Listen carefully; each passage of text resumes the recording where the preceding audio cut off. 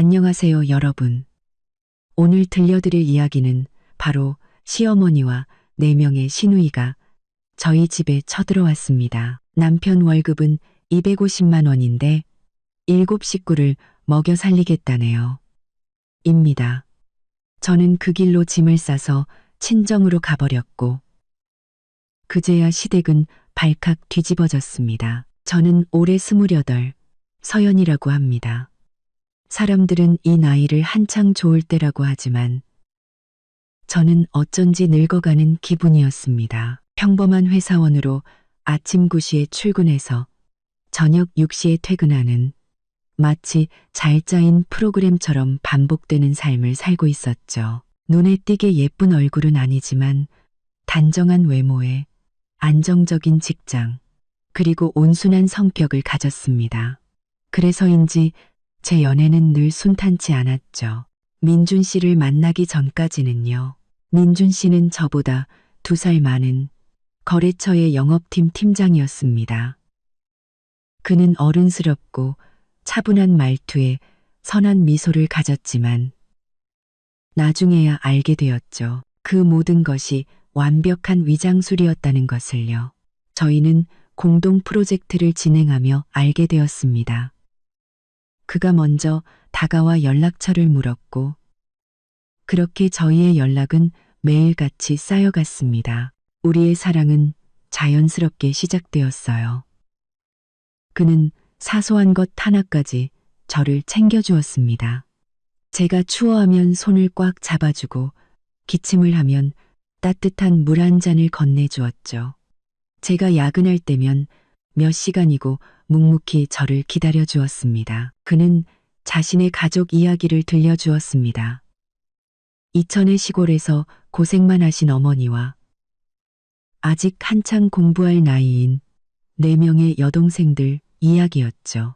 아버지는 일찍 돌아가셨고 어머니 박 여사님 혼자서 5남매를 힘들게 키우셨다고 했습니다. 저는 그의 가정 환경을 단 한 번도 부담스럽게 생각한 적이 없었습니다. 오히려 그를 향한 애틋함과 존경심이 더 커졌죠. 가족에게 효심이 깊고 책임감 있는 남자라면 분명 좋은 남편이 될 거라고 믿었습니다. 그가 저를 집에 처음 인사시키던 날, 저희는 시외버스를 타고 60km를 넘게 달려야 했습니다. 시골집은 크지 않았지만 꽤 아늑하고 깨끗했습니다. 그의 어머니 박 여사님은 환한 미소로 저를 맞아주셨죠. 제 손을 잡고는 눈이 참 맑아서 딱 봐도 야무지게 생겼다며 칭찬해 주셨습니다. 4명의 시누이들도 제 주위에 모여들었습니다. 첫째, 시누이 지아 22세는 말수가 적고 스마트폰만 들여다보는 듯 했습니다. 둘째, 미나 20세는 훨씬 쾌활해서 서울에서의 생활에 대해 이것저것 물어보았죠. 막내인 소희 19세와 예진 18세은 낯을 가리는지 어머니 뒤에 숨어 있기만 했습니다. 첫 인사는 화기애애한 분위기 속에서 진행되었습니다. 박 여사님은 제게 계속해서 반찬을 집어주시며 민준이에게 저한테 잘해야 한다고 신신당부하셨습니다. 자식들을 키우면서 겪었던 고생담과 아들 민준이가 온 가족의 자랑이라는 이야기도 하셨죠. 저는 민준 씨를 바라보았고 그 역시 사랑이 가득한 눈으로 저를 보고 있었습니다. 저희 부모님은 처음에는 조금 걱정하셨습니다. 얘야, 그 집은 여동생이 너무 많구나. 엄마가 조심스럽게 말씀하셨죠. 나중에 시누이가 많으면 복잡해서 네가 고생할까봐 그래. 하지만 민준 씨가 몇 번 저희 집에 찾아와 예의 바르고 진중한 모습을 보여주고 저희 부모님을 진심으로 대하는 태도를 보신 후에는 그를 완전히 믿게 되셨습니다. 저희의 결혼식은 반년간의 연애 끝에 결정되었습니다. 양가 가족의 축복 속에서 저는 제가 세상에서 가장 운이 좋은 여자라고 생각했습니다. 민준 씨는 저희가 처음으로 정식 데이트를 했던 호숫가의 작은 카페에서 제게 청혼했습니다. 그날 밤 도시의 불빛은 정말 아름다웠. 그는 장미꽃이나 촛불 대신 작은 반지와 진심 어린 약속을 준비했습니다. 서연아, 그가 제 손을 잡았을 때 목소리가 살짝 떨렸습니다. 우리 집이 복잡한 거 알아. 엄마랑 동생들이 어쩌면 큰 짐이 될 수도 있고 무섭지 않아? 저는 잠시 침묵했습니다. 네, 걱정되었죠. 친구들에게서 시월드가 얼마나 힘든지, 신우이와의 관계가 얼마나 복잡한지에 대해 익히 들어왔으니까요. 그런데 그의 집은 신우이가 한 명도 아니고 4명이나 있었죠. 제가 망설이는 것을 본 민준 씨가 제 손을 더 꽉 잡았습니다. 네가 뭘 걱정하는지 알아. 하지만 걱정 마. 우리에겐 우리 둘만의 세상이 있을 거야. 어머니랑 동생들은 여기서 60km나 떨어진 시골에 계시잖아. 가끔 우리가 내려가거나 명절 때 모시고 오면 돼. 내가 절대로 너한테 어떤 서운함도 느끼게 하지 않을게. 약속해. 그는 제 눈을 똑바로 바라보았습니다. 그 확신에 찬 눈빛을 보는 순간 제 안의 모든 걱정이 사라졌습니다. 난 이 남자를 믿어. 내가 사랑하는 사람이니까. 저는 고개를 끄덕였고 행복의 눈물이 흘러내렸습니다. 그가 제 손에 반지를 끼워주며 저를 꼭 안아주었죠. 고마워, 여보. 한 달 후, 저희의 결혼식은 화려하진 않았지만 무척 따뜻한 분위기 속에서 치러졌습니다. 결혼식 날, 엄마는 제게 시집 가면 참고 양보할 줄 알아야 한다. 시어머니께 효도하고 시누이들을 아껴주되 스스로를 지킬 줄도 알아야 해. 누구한테도 무시당하지 마라. 라고 당부하셨습니다. 시어머니인 박 여사님은 하객들 앞에서 제 손을 잡고 선언하셨죠. 저는 며느리가 아니라 딸이 하나 더 생긴 겁니다. 우리 서연이처럼 착한 애를 제가 아껴주지 않으면 벌 받죠. 어떻게 고생시키겠어요. 그 말들은 제게 이 결혼에 대한 확신을 주었습니다. 저는 다짐했습니다. 진심을 다해 가족을 위한다면 행복은 저절로 찾아올 거라고요. 저는 전혀 몰랐습니다. 결혼 전 남자의 약속이란 비눗방울처럼 아름답지만 너무나 쉽게 터져버린다는 것을요. 저희는 60제곱미터, 약 18평짜리 빌라를 얻어 신혼생활을 시작했습니다. 넓진 않았지만 거실 하나에 작은 방 2개가 있는 저에겐 온전한 보금자리였죠. 저는 결혼 전 모아둔 돈을 전부 털어 집을 꾸몄습니다. 침구 세트 하나, 커튼 하나, 그릇 세트 하나까지 모두 제 손으로 직접 골랐죠. 민준 씨도 가구를 조립하고 정리하는 것을 도와주었습니다. 우리는 함께 낡은 벽지를 새로 칠하고 거실에 커다란 웨딩 사진을 걸었습니다. 결혼 후 첫 6개월은 제 인생에서 가장 아름다운 시간이었습니다. 아침이면 저는 일찍 일어나 남편의 아침밥을 차렸고 민준 씨는 뒤에서 저를 안으며 머리에 가볍게 입을 맞추고 고맙다고 말해주었죠. 함께 출근하고 퇴근 후에는 같이 부엌에서 저녁을 준비했습니다. 그는 설거지나 채소 다듬는 일을 망설이지 않았습니다. 자신은 제가 해주는 집밥 냄새와 따뜻한 가정의 느낌이 정말 좋다고 했습니다. 매일 밤 우리는 함께 영화를 보거나 그냥 나란히 누워 회사에서 있었던 소소한 이야기들을 나누었습니다.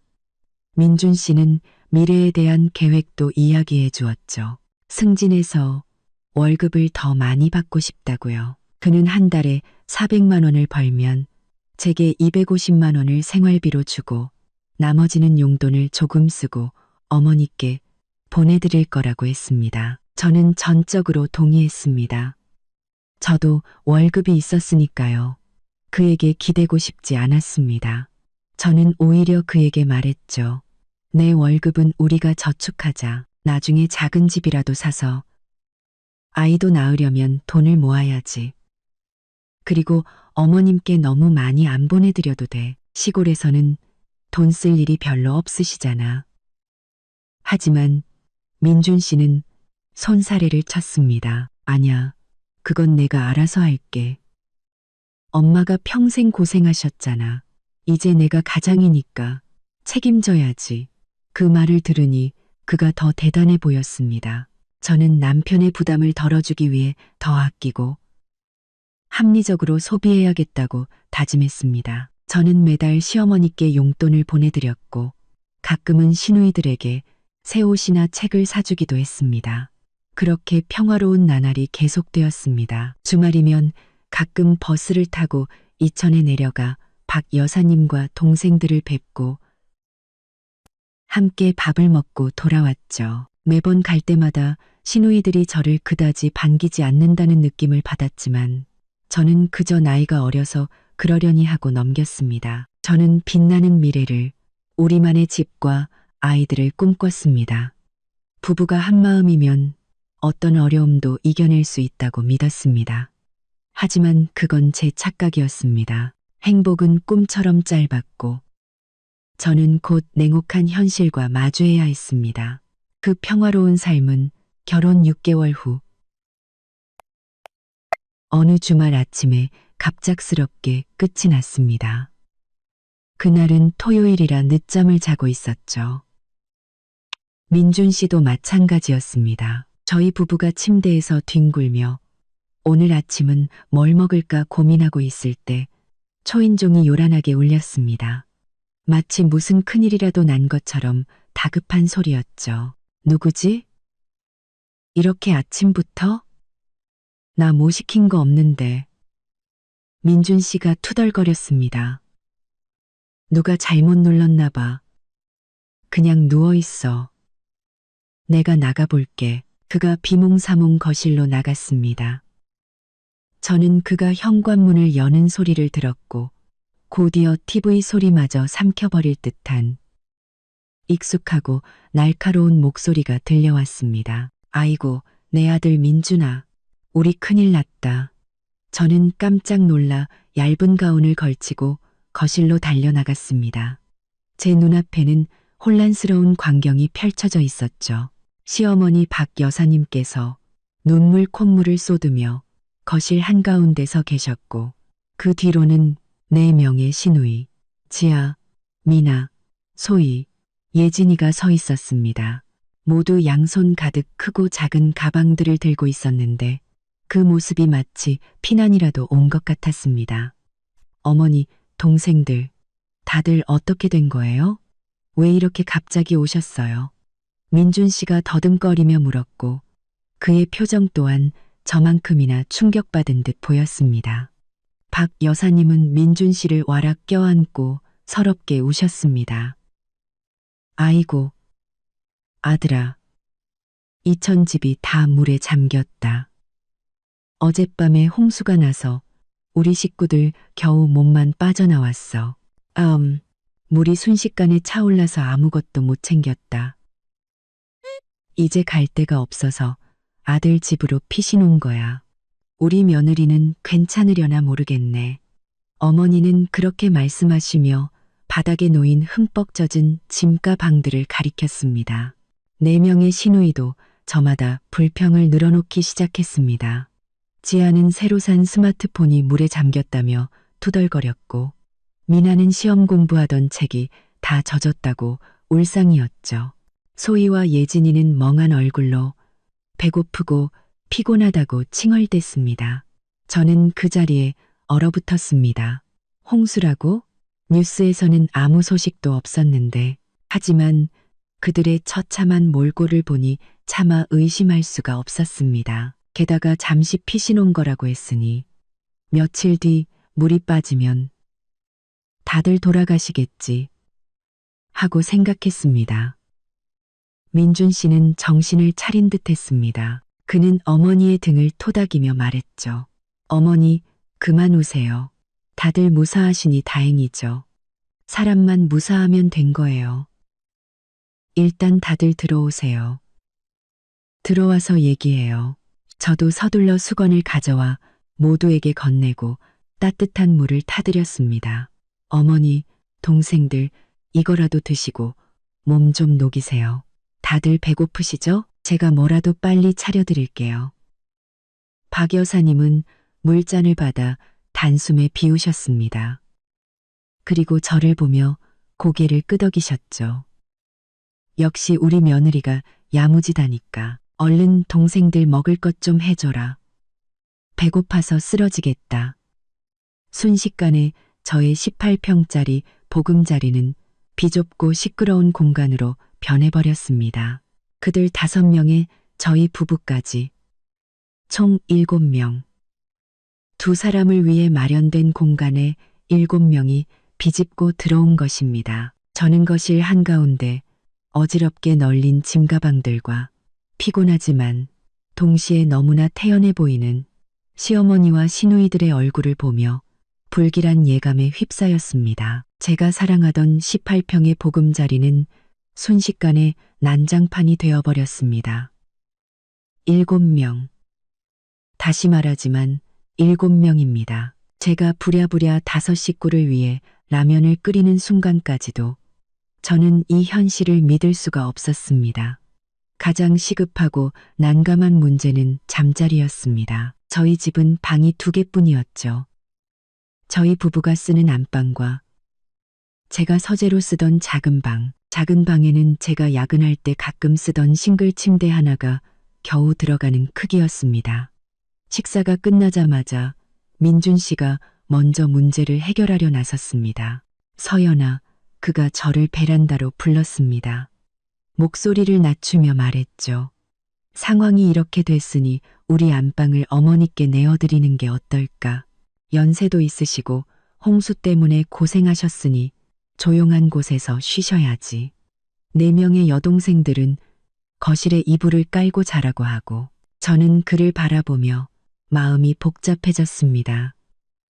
안방은 저희 둘만의 공간이었고 제가 구석구석 애정을 담아 꾸민 곳이었습니다. 하지만 그가 내세운 이유는 너무나 합리적이었습니다. 어머니가 가장 어른이시니 제가 거절할 수는 없었죠. 네, 그렇게 해요. 그럼 우린 작은 방에서 자면 되겠네요.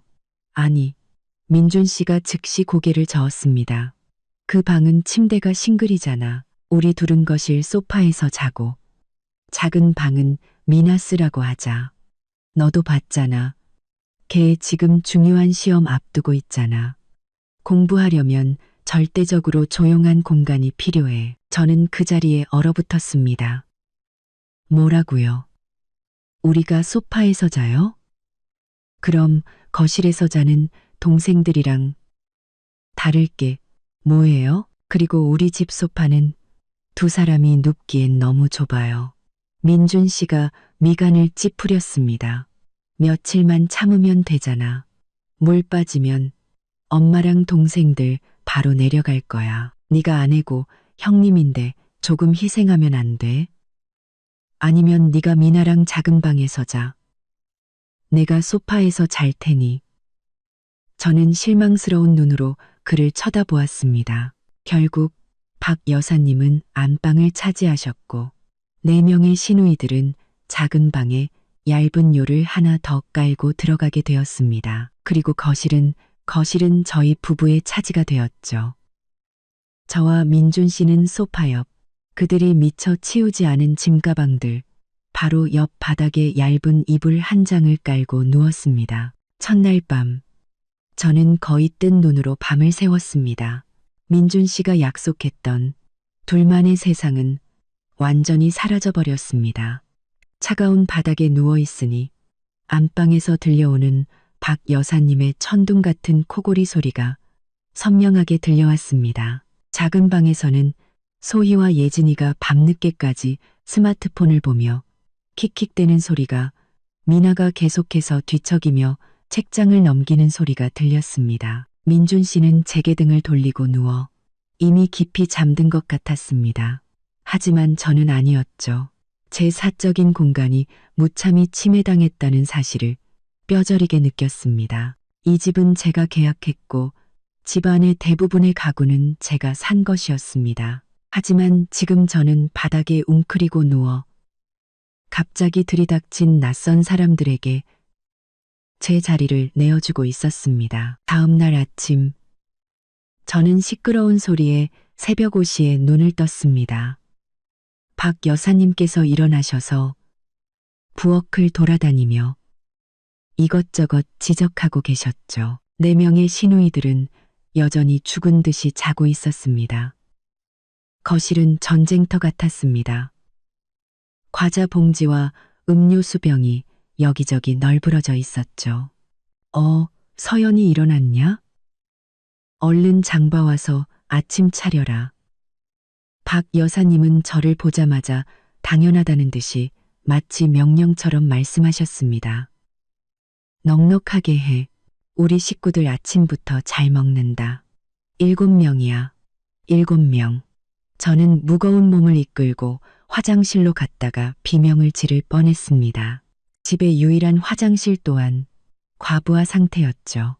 수건과 속옷이 아무렇게나 걸려 있었고 제가 쓰던 치약과 클렌징 폼은 뚜껑이 열린 채 뒹굴고 있었습니다. 주말 이틀간의 혼란이 지나고 다시 출근을 시작했지만 차라리 회사에 있는 것이 집보다 덜 피곤했습니다. 이전에 제 아침은 따뜻한 커피 한 잔과 잔잔한 음악으로 시작되었습니다. 이제는 화장실 쟁탈전으로 시작되었죠. 7명의 화장실은 하나. 출근 시간을 맞춰야 하는 저는 항상 양보해야 하는 사람이었습니다. 새언니, 저 먼저 들어가면 안 돼요? 배가 너무 아파서요. 예진이가 스마트폰을 손에서 놓지 않은 채 말했습니다. 언니, 5분만 기다려줘요. 머리만 감고요. 안에서 소희의 목소리가 들려왔습니다. 결국 저는 매일 아침밥도 못 먹고 마른 빵을 씹으며 허둥지둥 출근해야 했습니다. 저녁에 지친 몸을 이끌고 회사에서 돌아오면 집은 더 이상 보금자리가 아니었습니다. 그야말로 돼지우리였죠. 신발은 현관부터 거실까지 아무렇게나 널브러져 있었습니다. 낮 동안 저희 부부의 임시 침실인 거실은 내 시누이의 아지트가 되어 있었습니다. 먹고 난 그릇은 식탁 위에 그대로, 과일 껍질은 바닥에 뒹굴고 있었죠. 제가 영화를 보려고 산 TV는 하루 종일 시끄러운 아이돌 음악 방송이나 만화 채널에 고정되어 있었습니다. 저는 깊은 절망에 빠졌습니다. 시댁 식구가 많다는 것은 알고 있었습니다. 어느 정도 각오는 했지만 현실이 이렇게 끔찍할 줄은 몰랐습니다. 저는 그들이 피난을 왔으니 조금이라도 눈치를 보거나 조심할 줄 알았습니다. 하지만 아니었습니다. 그들은 마치 이 집이 자신들의 집인 양 행동했고 저는 그저 식모가 된 기분이었습니다.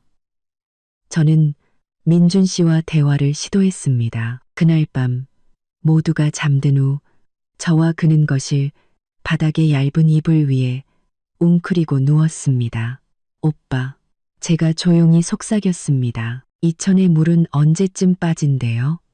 어머니랑 동생들 이렇게 오래 있는 건 좀 아닌 것 같아요. 민준 씨가 한숨을 쉬었습니다. 그의 한숨은 유난히 무겁게 느껴졌죠. 나도 잘 몰라. 엄마 말로는 아직도 물이 안 빠졌대.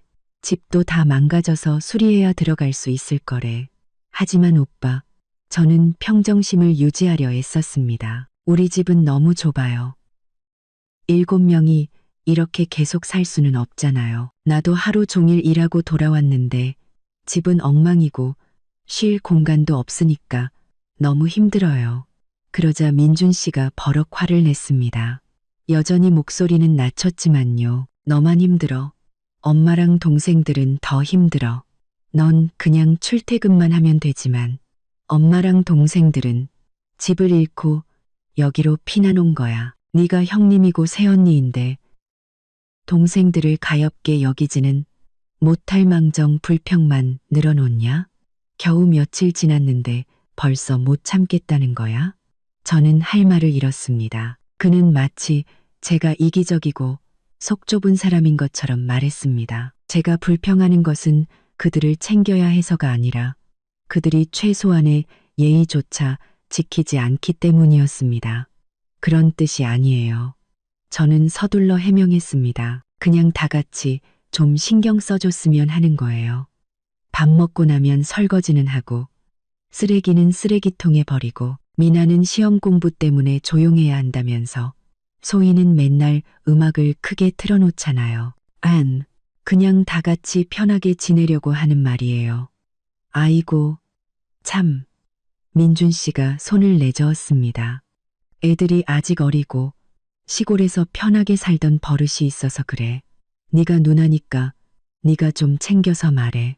남자인 내가 이런 자잘한 일에 끼어들면 쪼잔해 보이잖아. 그만 자자. 나도 내일 일찍 출근해야 돼. 그렇게 말하고는 제게 등을 돌려버렸습니다. 저는 제가 사랑했던 남편의 뒷모습을 멍하니 바라보았습니다. 환멸, 그 순간 제 머릿속에 떠오른 유일한 단어였습니다. 둘만의 세상을 만들어주겠다던 약속은 연기처럼 사라져버렸습니다. 저는 깨달았습니다. 그의 마음 속에서 저는 언제나 그의 가족보다 뒷전일 수밖에 없다는 것을, 저의 희생은 당연한 것이고 그들 가족의 무질서는 제가 반드시 감내해야 하는 것이었습니다. 제 삶은 공식적으로 저 혼자만 웃을 수 없는 한편의 희비극으로 변해버렸습니다. 4명의 시누이들은 각기 다른 성격을 가졌지만 종합적으로 보면 저희 18평짜리 집안에 설치된 4개의 시한폭탄이었습니다. 첫째, 지아. 22세는 마디로서 가장 철이 들었어야 했습니다. 하지만 아니었죠. 그녀는 게으름의 결정체였습니다. 하루 종일 제 잠자리였어야 할 소파에 누워 SNS만 들여다보는 게 전부였습니다. 밥 먹은 그릇은 그 자리에 그대로 두었고 벗은 옷은 욕실 바닥에 아무렇게나 던져두었죠. 어느 날 아침 제가 업무 이메일을 확인하려고 인터넷에 접속했는데 연결이 되지 않았습니다. 와이파이 공유기를 몇 번이나 껐다 켜도 소용이 없었죠. 지아에게 물어보니 그녀는 하품을 하며 말했습니다. 아, 내가 비밀번호 바꿨어요. 어제 인터넷이 너무 느려서 새 비밀번호는 예쁜 지아예요. J랑 A는 대문자로 써야 돼요. 저는 화가 머리끝까지 치밀었습니다.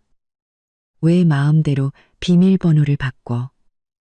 누구한테 물어보지도 않고 여기는 다 같이 쓰는 집이잖아. 지아는 입술을 삐죽였습니다. 새언니는 이미 아는 줄 알았죠. 근데 이 집 인터넷 요금제 못 써요? 너무 느려서 영상 보는데 계속 끊기네. 이번 달 요금 나오면 나한테 말해요. 내가 내줄 테니까. 그러고는 다시 스마트폰에 코를 박았습니다. 저는 그 자리에 멍하니 서 있을 수밖에 없었죠.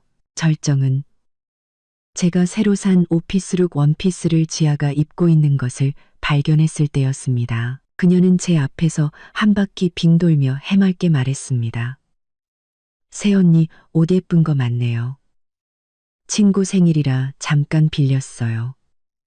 빌려가려면 나한테 먼저 물어봤어야지. 그리고 이건 내 출근복인데 어떻게 그걸 입고 놀러 갈 생각을 해? 그뿐만이 아니었습니다. 제가 선물 받아 몇 번 쓰지 않은 고가의 립스틱이 뭉툭하게 달아 있었습니다. 예진이의 가방에서 그것을 발견했죠. 제가 묻자 예진이는 얼굴을 빳빳이 들고 말했습니다. 언니 안 쓰는 줄 알았죠. 새언니 물건이 곧 내 물건이지. 뭘 그렇게 쪼잔하게 굴어요? 시험을 준비하던 둘째 미나는 또 다른 극단이었습니다. 그녀는 절대적인 정숙을 요구했죠. 새벽 6시면 그녀의 알람이 시끄럽게 울려 퍼졌습니다. 하지만 저나 민준이가 거실, 즉 저희의 침실을 조금만 쿵쾅거리며 걸어도 그녀는 방문을 벌컥 열고 소리쳤습니다. 다들 조용히 좀 해줄 수 없어요? 저 공부하고 있잖아요. 반면 셋째, 소희 19세는 정반대였습니다. 한창 놀기 좋아할 나이인 그녀는 거의 매일 밤 친구들을 집으로 데려왔습니다. 그들은 거실에 모여 시끄럽게 음악을 틀고 음식을 먹고 새벽 한두 시까지 웃고 떠들었습니다. 그들은 바닥에 웅크리고 누워있는 저희 부부 옆을 아무렇지 않게 지나다녔죠. 저는 만성적인 수면 부족에 시달렸습니다. 민준 씨에게 이야기하자 그는 소희에게 한마디 했다가 오히려 딸의 투정에 시달려야 했습니다. 애가 시골에서 답답하게 살다가 서울 왔으니 좀 놀게도 친구들이 놀러 오는 게 뭐 대수라고 네가 막아? 막내 예진 18세은 대학 입시에 실패한 탓인지 성격이 극도로 까칠했습니다. 게으르기는 누구에게도 뒤지지 않았지만 요구사항은 제일 많았죠. 새언니, 오늘 점심은 흑당 버블티 먹고 싶어요. 새언니, 언니 노트북으로 게임 좀 해도 돼요? 새언니, 저 재킷 내가 입고 나가도 되죠?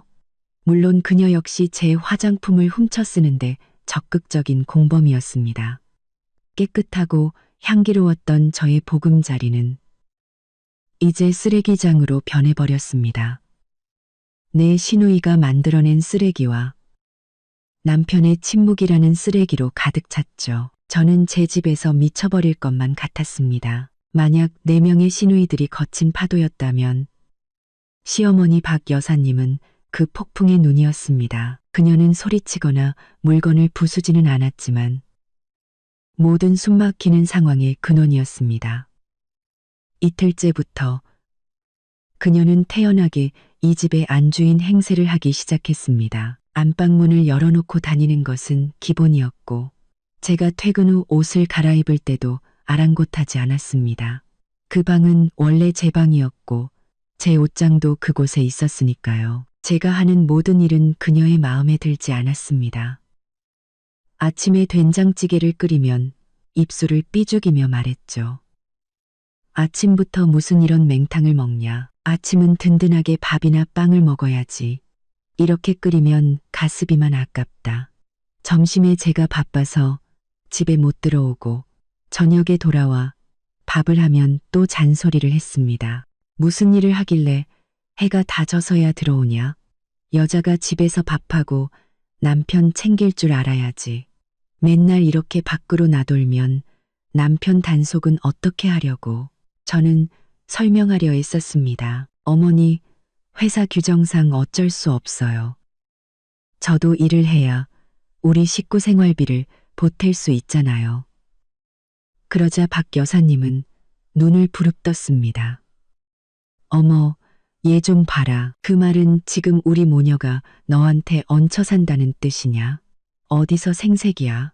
우리 아들 민준이가 벌어서 너한테 돈 주잖아. 그럼 네가 시댁 식구들 챙기는 건 당연한 며느리 도리지. 저는 말문이 막혔습니다.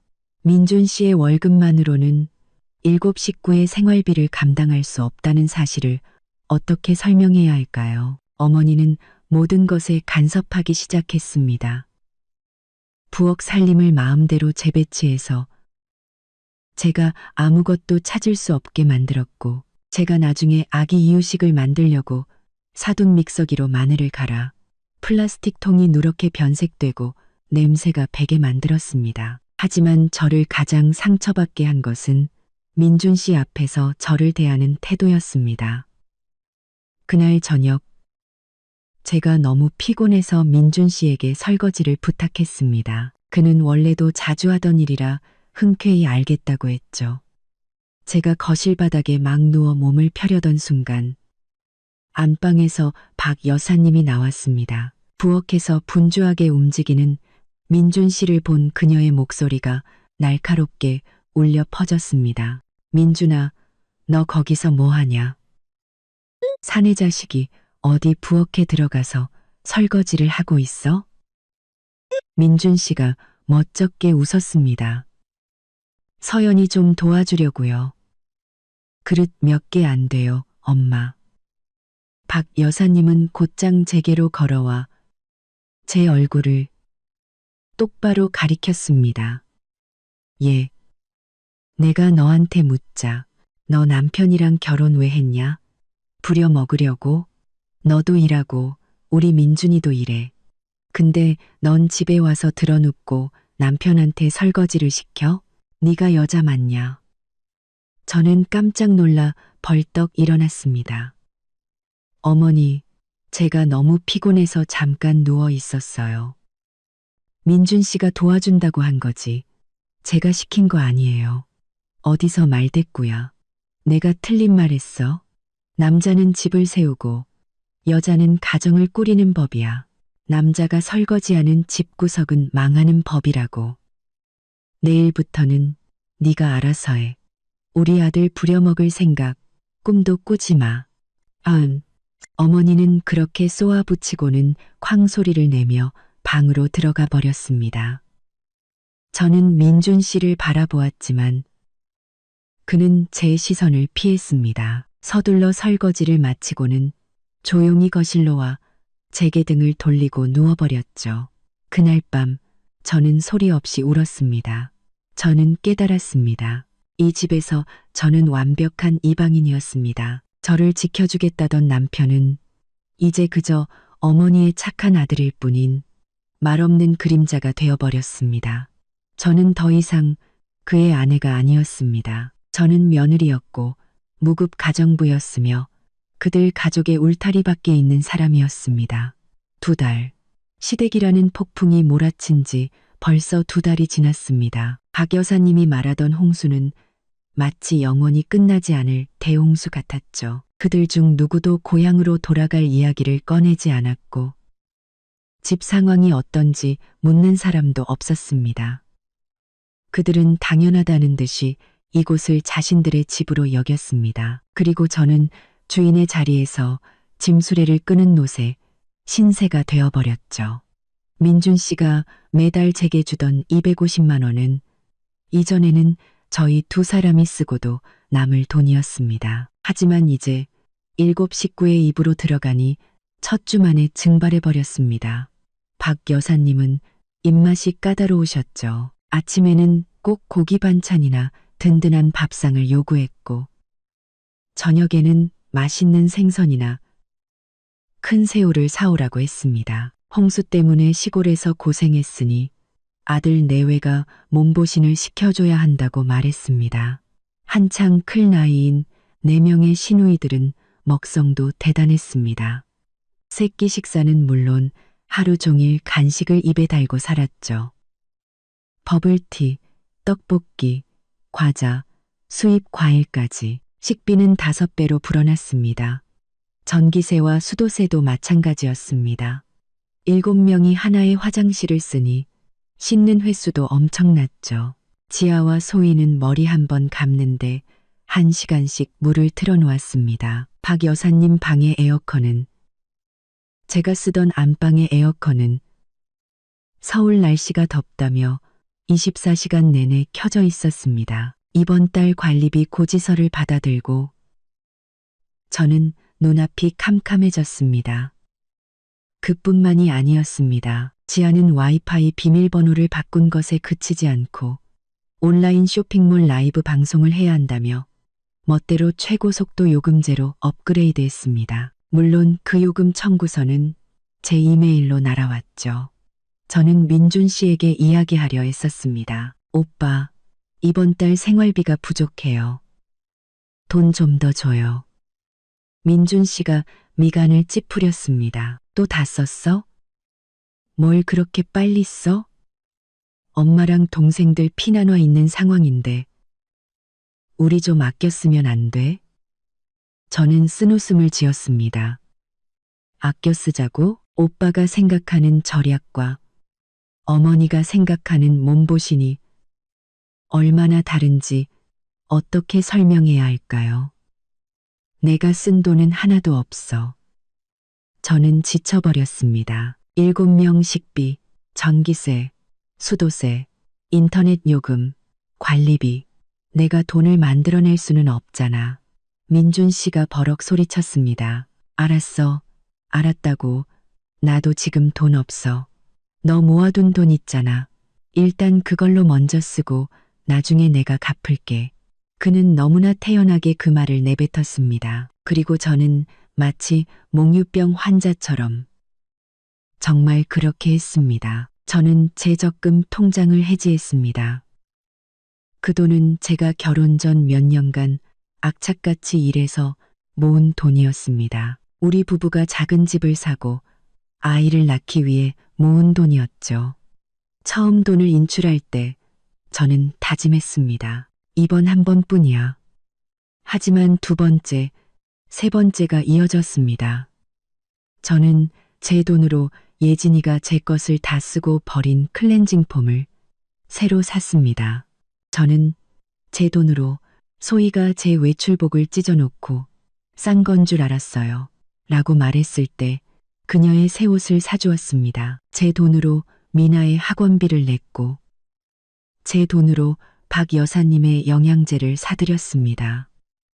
통장 잔액이 줄어드는 알림 문자를 받을 때마다 제 가슴은 무너져 내렸습니다.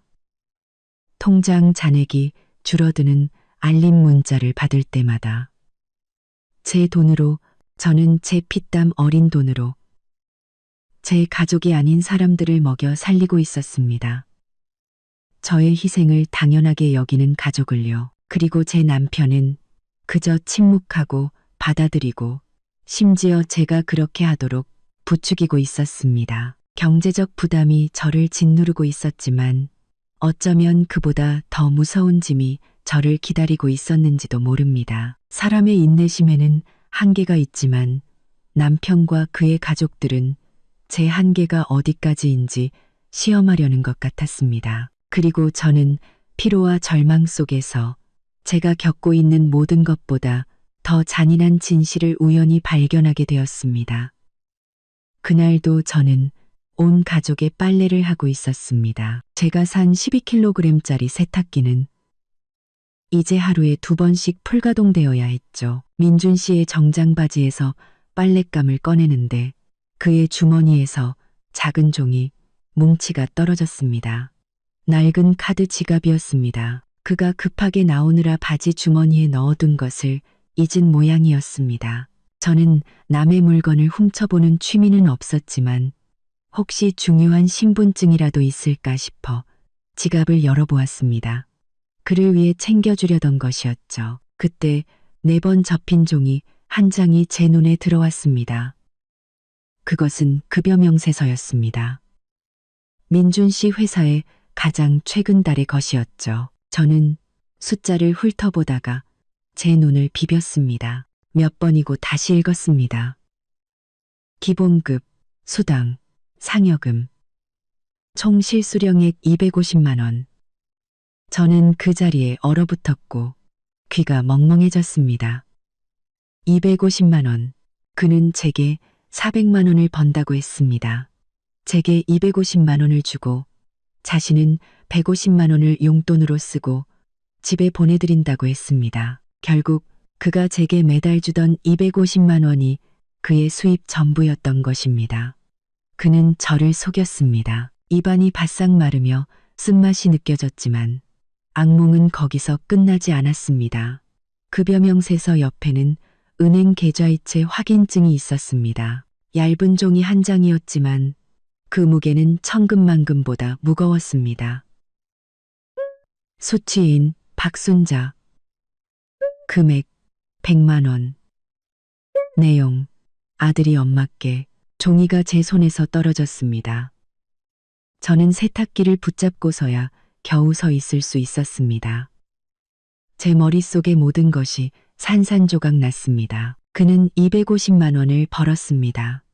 그는 제게 250만 원을 주었고 그의 어머니에게는 100만 원을 보냈습니다. 그렇다면 그가 어머니께 보낸 100만 원은 어디서 난 돈일까요? 답은 너무나 명백하게 마치 뺨을 때리는 것처럼 분명하게 떠올랐습니다. 그는 빚을 내고 있었습니다. 그는 매달 100만 원씩 카드론을 받아 가족에게 보내며 효자 아들 노릇을 하고 있었던 것입니다. 그는 제게 월급을 속였습니다. 그는 7 식구의 모든 경제적 부담을 제가 결혼 전 모아둔 돈에 떠넘겼습니다. 그러면서 자신은 남편이라는 이름으로 제 돈을 빨아먹고 빚으로 어머니와 여동생들에게 좋은 이미지를 쌓고 있었던 것입니다. 그는 저를 돈 나오는 기계로 소처럼 일하는 존재로 만들었습니다. 그와 그의 가족은 모두 사기꾼, 기생충 무리였습니다. 저는 차가운 욕실 바닥에 주저앉았습니다. 울음이 나오지 않았습니다. 눈물은 이미 오래전에 말라버렸죠. 이번에는 제 안에 오직 분노만이 남았습니다. 폭발 직전까지 들끓는 분노. 그리고 그 폭발은 곧 일어날 것이었습니다. 저는 2장의 종이를 조심스럽게 접어 제 주머니에 넣었습니다. 저녁이 되기를 기다렸죠. 저는 평소처럼 저녁 식사를 준비했습니다. 저녁게 2장이었기, 저녁게, 저녁게, 저녁게. 저는 2장의 종이를 저는 여전히 박 여사님이 요구하신 반찬들이었고 여전히 7명분의 식사였습니다. 설거지를 하고 부엌을 청소했습니다. 그러니 저는 무서울 정도로 침묵하며 모든 일을 해냈습니다. 4명의 시누이들은 여전히 시장처럼 시끄러웠고 박 여사님은 오늘 생선구이가 조금 짰다고 타박했습니다. 민준 씨는 여전히 밥을 먹고 TV를 보며 곧 자신에게 닥쳐올 폭풍을 전혀 눈치채지 못하고 있었습니다. 모두가 제자리로 돌아간 후 박 여사님은 안방으로 4명의 시누이들은 작은 방으로 들어갔습니다. 저와 민준 씨가 거실 바닥에 이불을 깔 준비를 할 때 제가 일어섰습니다. 오빠, 베란다로 나와. 할 얘기 있어. 민준 씨는 제 단호한 말투에 놀란 듯 했습니다. 그가 투덜거렸습니다. 무슨 할 말이 있는데 여기서 해. 밖은 목이 많아. 베란다로 나오라고 했어. 저는 더 이상 참을성 없는 목소리로 반복했습니다. 무언가 이상함을 느꼈는지 민준 씨는 조용히 저를 따라 나섰습니다. 저희 집에서 유일하게 제 숨통을 틔워주던 작은 베란다. 저는 유리문을 닫았습니다. 그리고 돌려 말하지 않았습니다. 저는 주머니에서 2장의 종이, 급여명 세서와 계좌이체 확인증을 꺼냈습니다. 그리고 그의 얼굴 앞에 내밀었습니다. 설명해봐. 민준 씨는 2장의 종이를 보고 얼굴색이 변했습니다. 그의 얼굴은 창백해졌다가 이내 붉어졌죠. 그가 저를 보며 더듬거렸습니다. 너 내 지갑 뒤졌어? 뒤지지 않았어. 저는 그의 눈을 똑바로 쳐다보았습니다. 처음으로 저는 나라고 말했습니다. 내가 오빠 빨래할 때 바지 주머니에서 떨어졌어. 설명해. 월급 250만 원인데 왜 나한테 400이라고 했어? 월급 250만 원. 나한테 250만 원 주면 어머니께 보낸 200만 원은 어디서 난 돈이야? 민준 씨는 완전히 당황했습니다. 그는 종이를 빼앗으려 했죠. 그거 보너스야. 인센티브라고. 넌 몰라도 돼. 무슨 보너스가 매달 정확히 100만 원이야. 저는 비웃었습니다. 빚냈지? 엄마한테 효도하려고 빚내서 돈 보내고 나는 내 적금 깨서 당신 네 식구들 전부 먹여 살리게 하고 당신 나한테 거짓말했어. 저희의 대화는 점점 언성이 높아졌습니다. 민준 씨는 더 이상 부인할 수 없게 되자 공격으로 방어 태세를 전환했습니다. 그래, 거짓말했다. 그가 소리쳤습니다. 나 250만 원밖에 못 벌어. 엄마랑 동생들 챙겨주려고 빚내야 했다고. 이제 만족하냐? 뭘 더 원하는데? 내가 뭘 원하냐고? 제 머리로 피가 쏠리는 기분이었습니다. 나는 공평함을 원해. 왜 나를 속였어? 왜 내가 모르는 빚을 멋대로 졌어? 왜 내가 내 피 같은 돈으로 당신 가족 전부를 먹여 살려야 하냐고. 그게 내 가족이니까. 민준 씨가 제 목소리를 덮을 만큼 더 크게 소리쳤습니다. 나는 장남이고 가장이야. 엄마랑 동생들은 내가 책임져야 해. 너는 내 아내니까 나랑 같이 그 짐을 나눠줘야 할 의무가 있어. 나눠지는 건 거짓말이 아니야. 나눠지는 건 내가 모든 걸 짊어지게 하고 당신은 빚내서 좋은 아들 노릇하는 게 아니라고. 저희의 싸움 소리가 너무 컸던 탓인지 안방 문이 벌컥 열렸습니다. 박 여사님이 잔뜩 화가 난 얼굴로 걸어 나왔고 4명의 시누이들도 작은 방에서 호기심 가득한 얼굴로 고개를 내밀었습니다. 밤중에 이게 무슨 소란이야? 옆집에서 다 듣겠다. 민준 씨는 마치 괴롭힘 당한 아이처럼 즉시 어머니 뒤로 달려가 숨었습니다. 엄마, 서연이 좀 봐. 나한테 소리 지르고 엄마한테 돈 보내는 거 가지고 뭐라고 해. 저는 기가 막혔습니다. 그가 어떻게 이렇게 뻔뻔하게 사실을 왜곡할 수 있을까요? 박 여사님은 돈이라는 2글자를 듣자마자 상황을 파악한 듯 했습니다. 그녀는 제 손에 들린 2장의 종이를 힐끗 보았죠.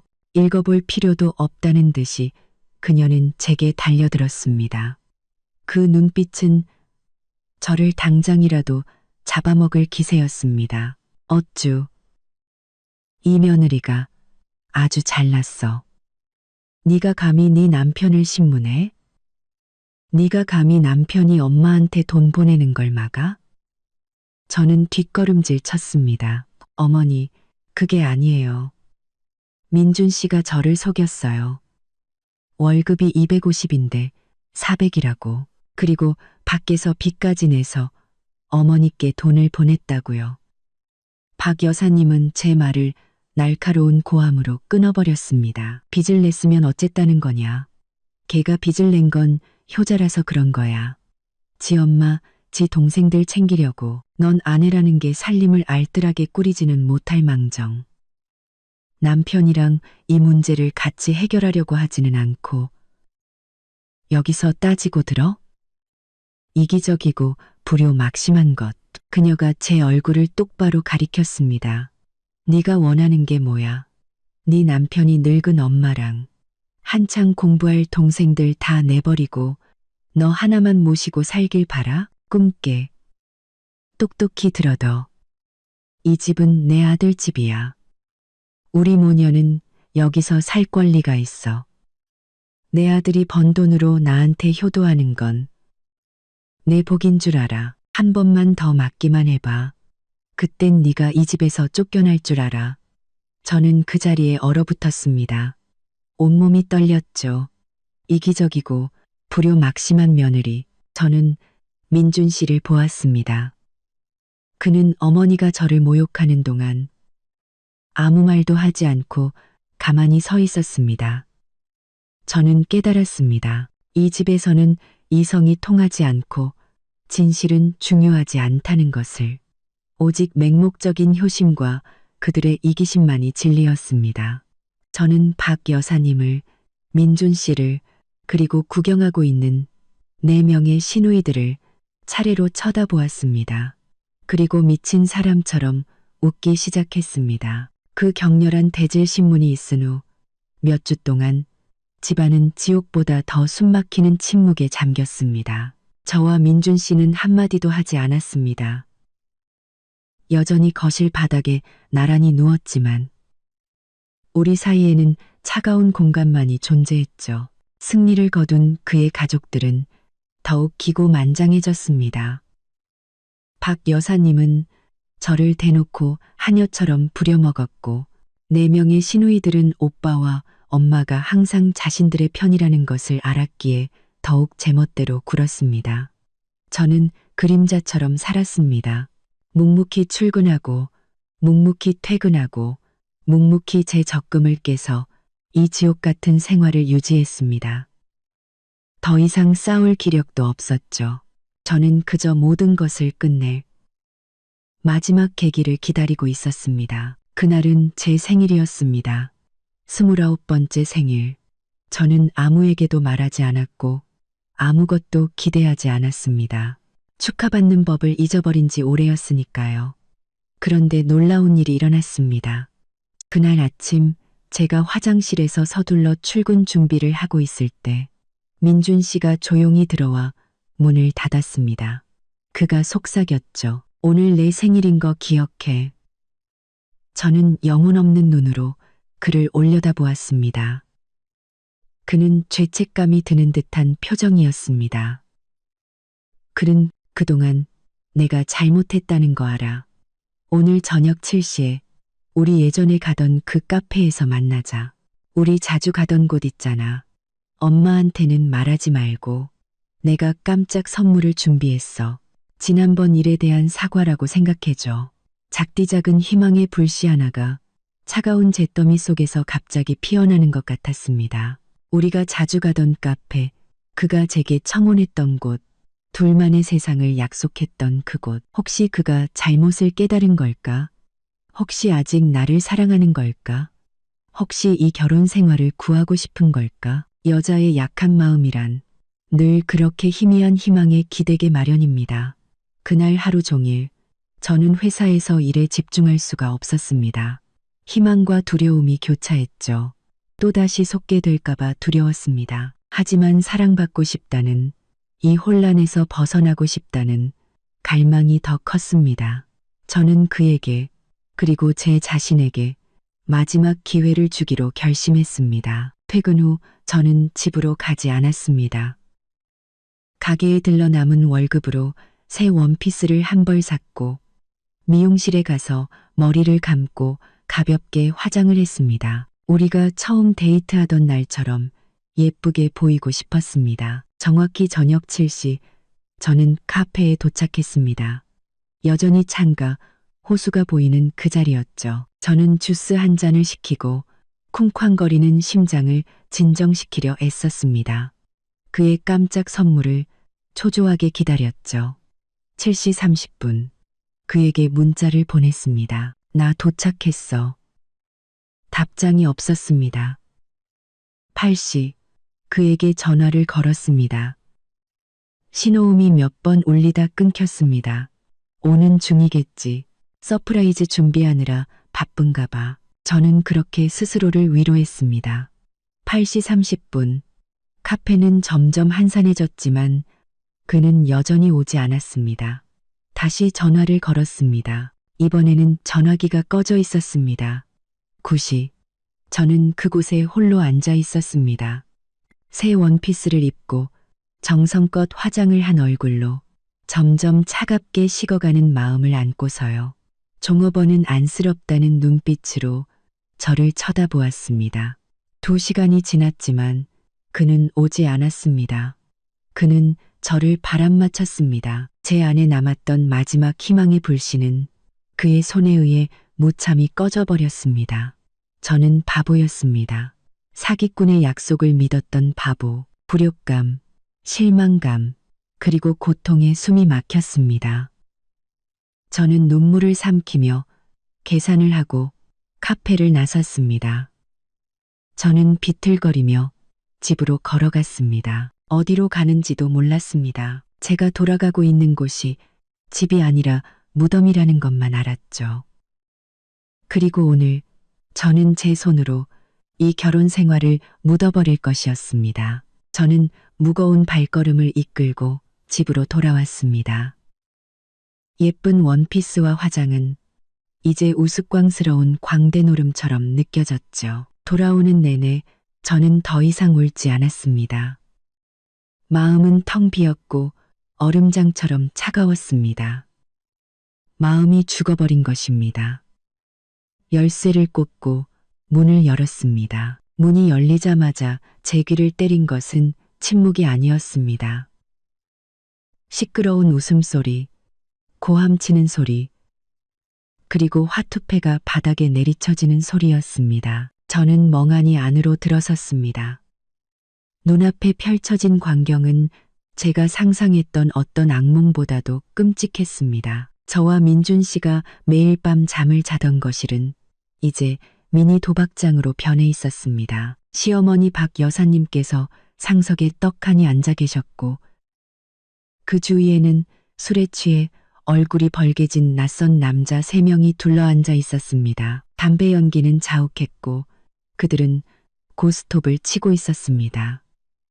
화투패는 저희 부부의 이불이 아직 던져져 있는 그 바닥에 어지럽게 흩어져 있었죠. 굿땡, 굿땡이다. 하하, 돈 내놔, 돈. 박 여사님은 날카로운 목소리로 소리치며 웃었습니다. 담배 연기가 코를 찔러 저는 기침을 터뜨렸습니다. 제 기침 소리에 마침내 그들이 저를 주목했습니다. 박 여사님은 고개를 들어 저를 보더니 조금도 당황하지 않고 오히려 입술을 삐죽였습니다. 당황하지 않고 오히려 입술을 삐죽였습니다. 어디 갔다가 이제 기어들어와? 꼴은 또 왜 저래? 광대냐? 낯선 남자 한 명이 제 머리부터 발끝까지 훑어보며 탐욕스러운 눈빛을 보냈습니다. 어머니, 며느리예요?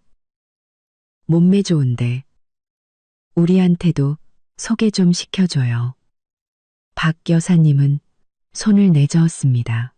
아이고, 며느리는 무슨. 신경 쓰지 말고 계속해요. 계속해. 저는 할 말을 잃었습니다. 민준 씨가 전화를 끈 이유가 이것이었군요. 그가 저를 위해 준비한 깜짝 선물이 바로 이것이었군요. 저는 비틀거리며 식탁 쪽으로 걸어갔고 그리고 그것을 보았습니다. 식탁 위에는 생일 케이크가 있었습니다. 하지만 온전한 모습이 아니었죠. 싸구려 생크림 케이크는 난도질 당한 채 아무렇게나 놓여 있었고 반쯤 타담한 초 몇 개가 빗돌게 꽂혀 있었습니다. 크림은 식탁 위에 잔뜩 묻어 있었죠. 그 옆에는 다 쓴 종이 접시들이 널브러져 있었습니다. 4명의 시누이들은 소파에 옹기종기 모여 앉아 케이크를 먹으며 스마트폰을 보고 있었습니다. 제가 온 것을 보고도 고개만 한번 들었다가 다시 숙일 뿐이었습니다. 제가 마치 투명 인간인 것처럼요. 분노가 목구멍까지 차올랐습니다. 저는 케이크를 가리켰습니다. 이게 다 뭐야? 이 케이크 누가 샀어? 한창 놀기 좋아하는 소희가 크림 묻은 손가락을 빨며 대답했습니다. 아, 민준이 오빠가 샀어요. 오늘 새언니 생일이라는데 언니가 어디 갔는지 안 오잖아요. 우리끼리 기다리다 그냥 먼저 먹었어요. 먼저 먹었다. 그들은 너무나 태연하게 그 말을 했습니다. 하지만 그게 최악은 아니었습니다. 저는 박 여사님이 머무는 안방 쪽을 힐끗 보았습니다. 문은 활짝 열려 있었고 제 옷장도 열려 있었습니다. 제 복과 통도 열려 있었습니다. 그리고 제 화장대가 보였죠. 제가 아끼던 고가의 화장품을 놓아두던 곳. 제가 1년치 보너스를 털어 겨우 산 그 화장품들이 이제는 쑥대밭이 되어 있었습니다. 파우더 팩트는 깨져 있었고 파운데이션은 뚜껑이 열린 채 거울에 문대져 있었습니다. 그리고 저의 한정판 립스틱은 2동강 나 있었습니다. 저는 방으로 뛰어들어갔습니다. 박 여사님과 친척으로 보이는 낯선 아주머니 한 분이 거울 앞에 서 있었습니다. 그 아주머니는 부러진 제 립스틱으로 박 여사님의 창백한 얼굴에 칠을 하고 있었죠. 순자 씨, 이 립스틱 색깔 진짜 예쁘다. 아주머니가 감탄했습니다. 박도내탕 감탄했습니다. 비싼 건 다르네. 나 이거 좀 빌려줘. 내일 우리 집에 결혼식 있는데 내가 제일 예뻐야지. 박 여사님이 웃었습니다. 마음대로 써. 마음대로 써. 마음대로 써. 우리 며느리 거지 남의 것도 아닌데. 걔 돈 많아. 맨날 사재끼잖아. 다 쓰면 또 새 거 사겠지. 예진아, 저기 파운데이션 좀 이모한테 갖다 드려라. 얼굴 하얗게 칠하게. 막내 예진이는 신이 나서 달려와 제 파운데이션 병을 들고 아주머니 손에 콸콸 쏟아부었습니다. 얼굴 하얗게 칠하게 단게 콸콸 쏟아부었습니다. 저는 제 재산이 공공연하게 파괴되는 것을 지켜보고 있었습니다. 제 몸은 두려움이 아니라 분노로 떨리고 있었죠. 어머니, 지금 뭐 하시는 거예요? 저는 소리쳤습니다. 처음으로 그녀의 얼굴에 대고 소리를 질렀죠. 온 집안이 갑자기 조용해졌습니다. 4명의 시누이들은 깜짝 놀랐고 낯선 남자 셋은 하던 게임을 멈췄습니다. 박 여사님과 그 친척 아주머니가 획 돌아보았습니다. 박 여사님이 눈을 부릅떴습니다. 네가 감히 나한테 소리를 질러. 며느리라는 게 어디서 버릇없이. 제가 묻잖아요. 제 물건에 지금 뭐 하시는 거냐고요. 저는 화장품 더미를 가리켰습니다. 누가 허락도 없이 제 물건에 손대랬어요. 내가 썼다. 어쩔래. 박 여사님도 목에 핏대를 세웠습니다. 나는 네 시어머니고 너는 내 며느리야. 내 물건이 곧 내 물건이지. 내가 내 물건으로 내 이모 결혼식 가게 꾸며주는 건 내 복인 줄 알아. 이 버릇없는 거사.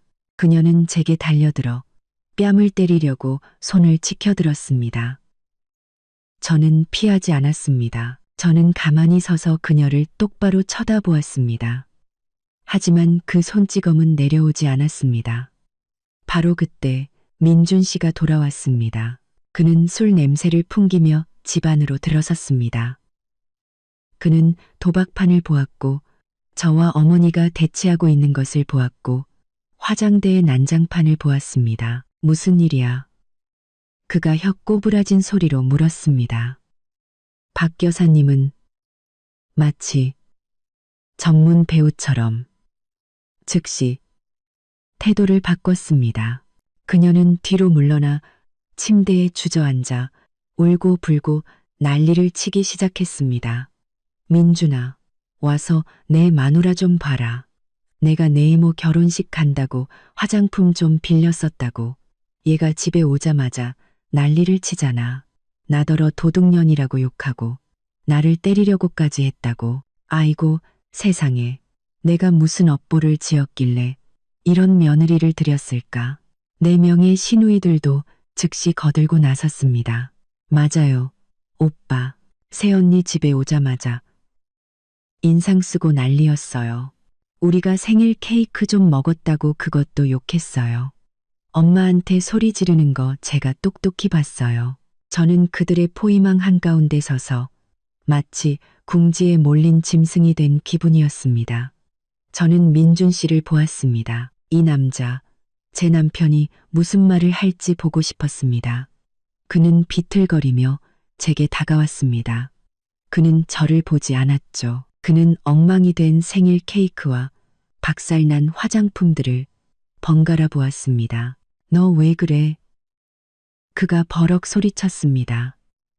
오늘 내 생일인데 왜 집에 안 있었어?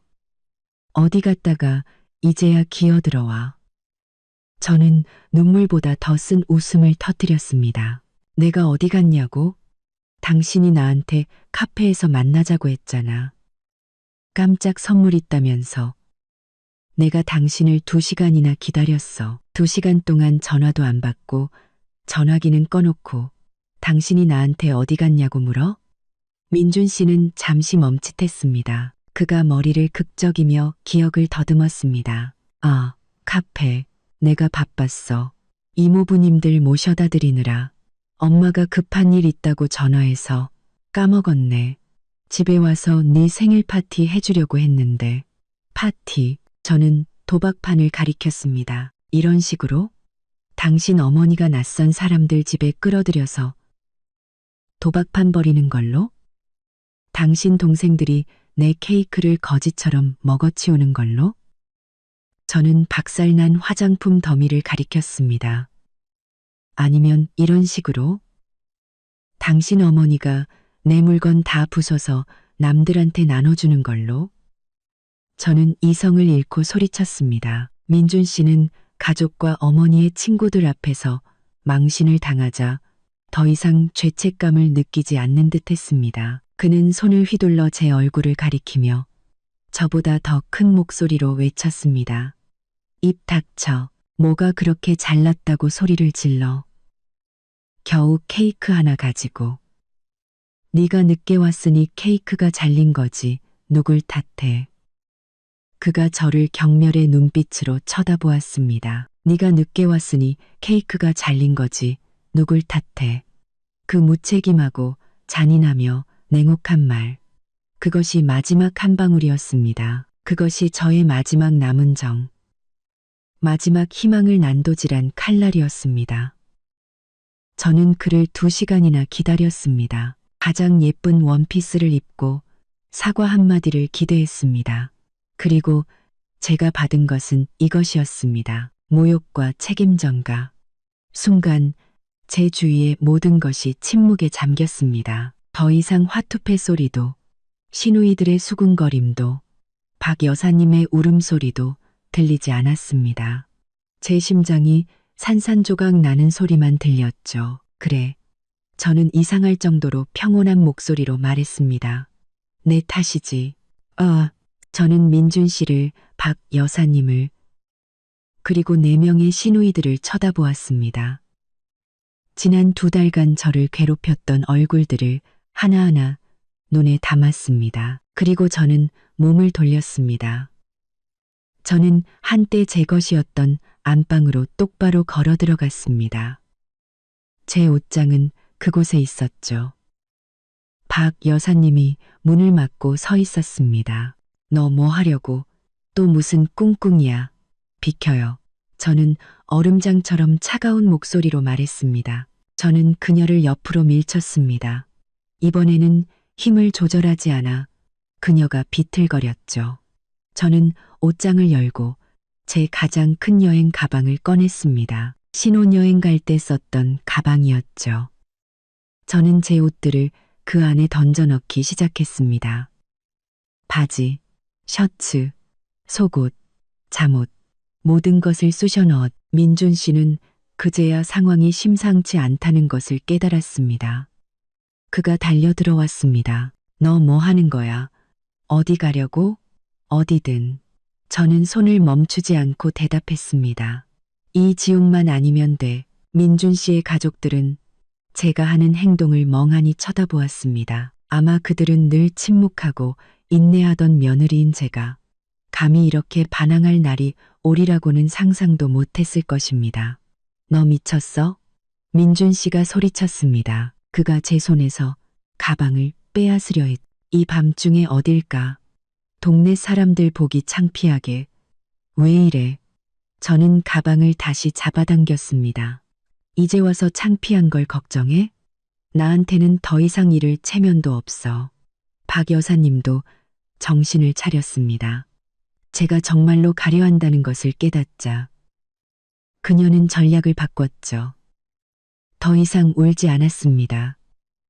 그녀는 허리에 손을 얹고 날카로운 목소리로 말했습니다. 어디서 누굴 협박해? 네가 가면 우리 민준이가 다른 여자 못 만날 줄 알아?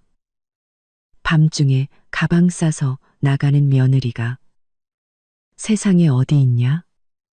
그녀는 민준 씨를 돌아보며 말했습니다. 내버려둬. 가게 둬. 저런 버릇없고 되바라진 년을 뭐하러 붙잡아? 3발자국도 못 가서 돈 떨어지면 다시 와서 싹싹 빌고 용서해달라고 할걸. 그녀의 목소리는 날카로웠습니다. 그녀의 도박 친구들은 일어나서 비웃으며 말했습니다. 저희는 이만 가보겠습니다. 집안일은 다음에 다시 와서 놀게요, 어머니. 그들은 호기심과 경멸이 섞인 눈으로 저를 힐끗 쳐다보며 조용히 사라졌습니다. 집에는 그들 가족과 저만 남았습니다. 저는 여행 가방에 지퍼를 잠갔습니다. 많이 챙기지 않았죠. 꼭 필요한 옷 몇 벌뿐이었습니다. 저는 박살난 화장품 더미를 쳐다보았습니다. 가슴이 아팠지만 손대지 않았습니다. 다시 돌아와서 가져갈 것이니까요. 내게 속한 모든 것을. 저는 지갑과 스마트폰을 들고 현관으로 갔습니다. 민준 씨가 문을 막고 서 있었죠. 그는 여전히 제가 쇼를 한다고 생각하는 것 같았습니다. 너 너무 심하게 굴지 마. 내가 미안하다고 했잖아. 술 취해서 그런 거야. 일단 들어와. 내일 얘기하자. 내일은 없어. 저는 단호하게 말했습니다. 비켜, 안 비켜. 이 집은 내 집이야. 너는 내 아내고 어디도 못 가. 그가 팔을 벌려 길을 막았습니다. 박 여사님이 뒤에서 기름을 부었죠. 그래, 이 문 밖으로 나가면 다시는 돌아올 생각 마라. 이 집은 너 같은 불효막심한 며느리 안 받아줘. 저는 민준 씨를 그리고 박 여사님을 보았습니다. 좋아요. 저는 고개를 끄덕였습니다. 다시는 안 돌아올게요. 똑똑히 들었어요? 우리 이혼해요. 이혼이라는 두 글자가 튀어나왔을 때 민준 씨뿐만 아니라 저 자신도 놀랐습니다. 하지만 일단 뵙고 나니 이상하게 마음이 가벼워졌습니다. 그래, 이혼. 그것이 유일한 길이었다. 민준 씨는 충격을 받은 듯 제 말을 믿을 수 없다는 표정이었습니다. 너, 뭐라고? 이혼하자고. 저는 더 이상 말을 섞지 않고 온 힘을 다해 민준 씨를 옆으로 밀쳤습니다. 술에 취한 그는 비틀거리며 제대로 서 있지도 못했죠. 저는 문을 활짝 열었습니다. 등 뒤에서 박 여사님의 목소리가 여전히 맴돌았습니다. 가게도 꺼져. 꼴도 보기 싫으니까 꺼져버려. 애도 못 낳는 주제에 버릇까지 없는 년. 내가 두 눈 뜨고 똑똑히 볼 거다. 네가 어디 가서 뭘 하는지 언젠가 무릎 꿇고 빌면서 용서해달라고 돌아올 날이 있을 테니. 저는 아파트를 빠져나와 계단으로 뛰어내려갔습니다. 엘리베이터를 기다릴 수 없었으니까요. 그제야 눈물이 터져 나왔습니다. 하지만 이것은 나약함의 눈물이 아니었습니다. 해방의 눈물이었죠. 저는 그 지옥에서 빠져나왔습니다. 그날 밤 저는 값싼 모텔방을 잡았습니다. 깨끗하고 냄새 좋지 않은 침대에 혼자 누웠습니다. 2달 만에 처음으로 저는 고요 속에서 잠을 잘 수 있었습니다. 저는 많이 울었습니다. 제 어리석음에, 죽어버린 결혼 생활에, 그리고 새로운 시작에 대해 울었습니다. 저는 3일 동안 휴대폰을 꺼두었습니다. 마음을 추스르고 앞으로 어떻게 해야 할지 생각할 시간이 필요했죠. 친한 친구에게 연락해 돈을 좀 빌리고 모텔에서 나온 후 며칠간 그 친구 집에서 신세를 졌습니다. 회사에도 전화해 일주일간 병가를 냈습니다. 저는 무너질 수 없었습니다. 강해져야 했습니다. 제 몫을 되찾아야 했습니다. 3일째 되던 날, 저는 휴대폰을 켰습니다. 수십 통의 부재중 전화와 문자 메시지, 모두 민준 씨에게서 온 것이었습니다. 읽지 않았습니다. 관심 없었죠. 그러다 낯선 번호로 전화가 걸려왔습니다. 저는 받았습니다. 여보세요? 서연아? 민준 씨의 목소리였습니다. 다른 번호로 제게 전화를 건 것이었죠. 저는 침묵했습니다. 수학이 넘어 그의 목소리에는 조금의 반성도 느껴지지 않았습니다. 그는 제가 어디 있는지 안전한지 묻지 않았습니다. 그는 버럭 소리쳤죠. 너 지금 어디야? 3일 동안 집이 어떻게 됐는지 알아? 전화기는 왜 꺼놨어? 저는 여전히 침묵했습니다. 민준 씨는 인내심을 잃은 듯 했습니다. 당장 집으로 돌아와. 저는 비웃었습니다. 집으로? 어느 집이요? 거긴 내 집 아닌데요. 그딴 식으로 말하지 마. 민준 씨가 소리쳤습니다. 당장 돌아와. 집이 돼지우리처럼 더러운 거 알아? 엄마랑 동생들은 밥도 할 줄 몰라. 빨래는 산더미처럼 쌓였고 설거지 그릇에는 곰팡이가 피었어. 그는 잠시 말을 멈추더니 제가 평생 잊지 못할 한마디를 덧붙였습니다. 네가 뭘 때문에 화났는지 난 관심 없어. 너는 아내고 책임이 있어. 당장 돌아와서 청소하고 밥 차려.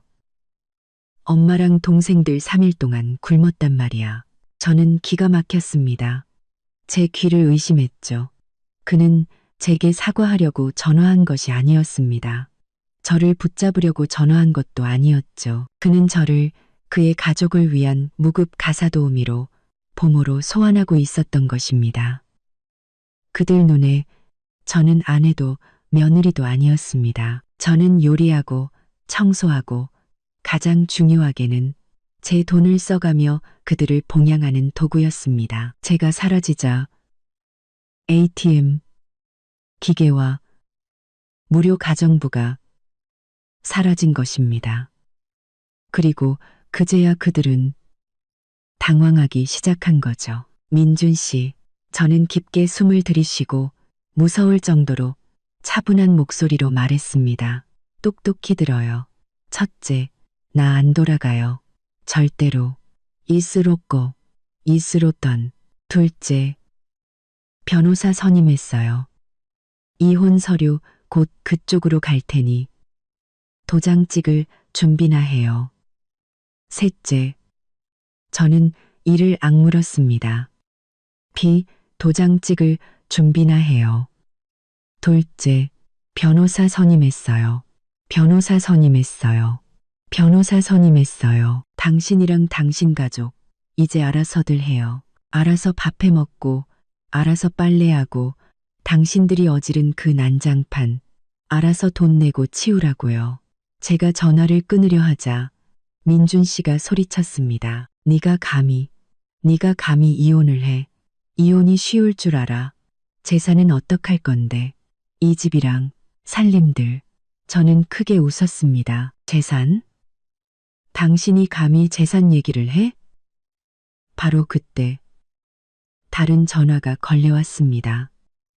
제가 저장해두긴 했지만 자주 연락하지는 않는 번호. 민준 씨의 사촌 형인 철민 오빠였습니다. 그의 가족 중 유일하게 제가 호감을 가졌던 사람이었죠.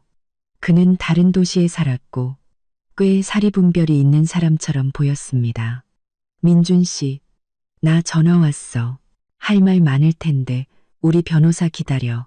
저는 그가 더 말할 기회를 주지 않고 전화를 끊었습니다. 그리고 철민 오빠의 전화를 받았습니다. 이 전화가 뭔가 더 끔찍한 사실을 가져올 것 같다는 예감이 들었습니다. 여보세요, 철민 오빠. 서연아, 다행이다. 전화 받았네. 민준이한테는 전화가 안 되더라. 혹시 고모님네 식구들 전부 너희 집에 있는 거 맞니? 네, 맞아요. 무슨 일 있으세요?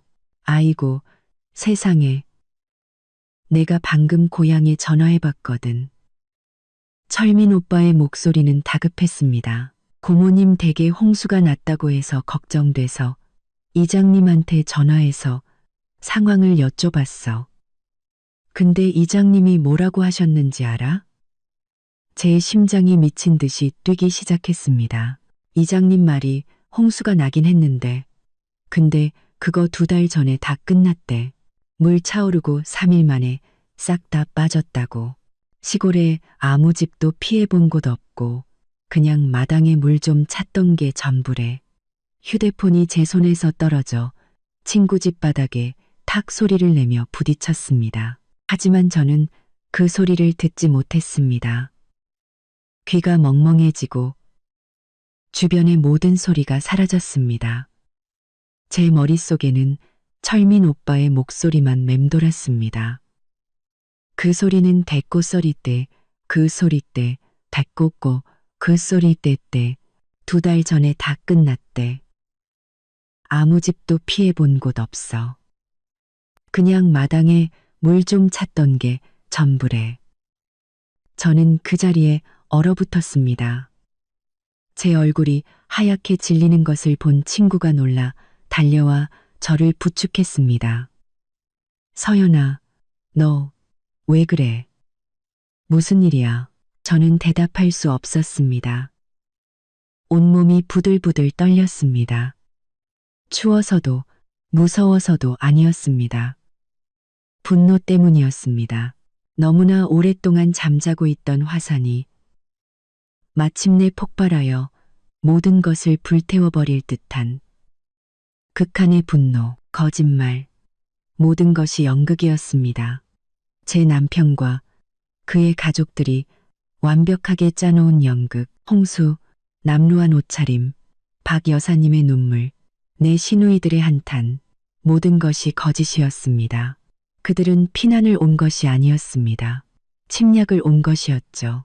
그들은 피난을 온 것이었죠. 그들은 이 도시에 기생하며 저의 피와 땀, 그리고 제가 모은 돈으로 호의호식하겠다는 단 하나의 목표를 가지고 올라온 것이었습니다.